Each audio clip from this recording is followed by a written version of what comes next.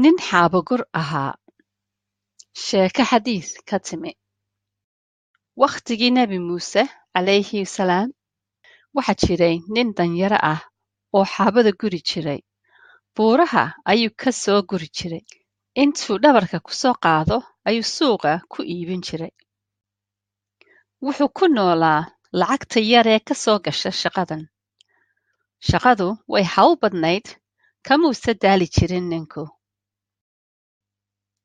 Ninka jaarkiisa ah isna shaqadaasuu ka shaqayn jiray, laakiin isagu dameer ayuu lahaa. Xaabagurku wuu ku hinaasay.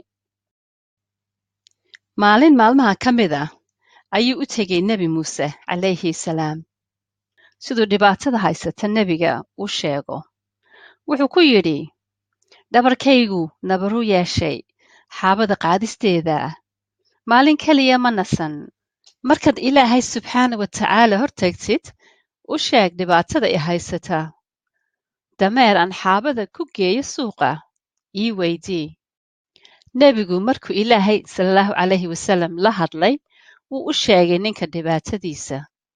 Ilaahay subxaana wa tacaala wuxuu ugu jawaabay, addoontayda waxa haysa hinaaso.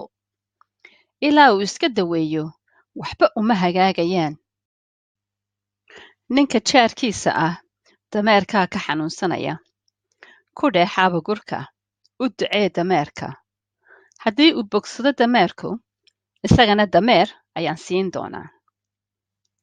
Nebi Muuse calayhi salaam markuu u sheegay ninkii xaabagurka ahaa, wuu sii hinaasay. Wuxuu yidhi, uma ducaynayo caafimaadka dameerka. Intayda ayaan ku kalsoonahay. Dameer Ilaahay subxaana wa tacaala ugama baahni. Waxaan baryayaa inaanu bogsan dameerku. Intaasaa igu filan. Hinaasuhu waa cudur. Haddii xanuunkaasi qof hayo, weligood ma bogsanayaan.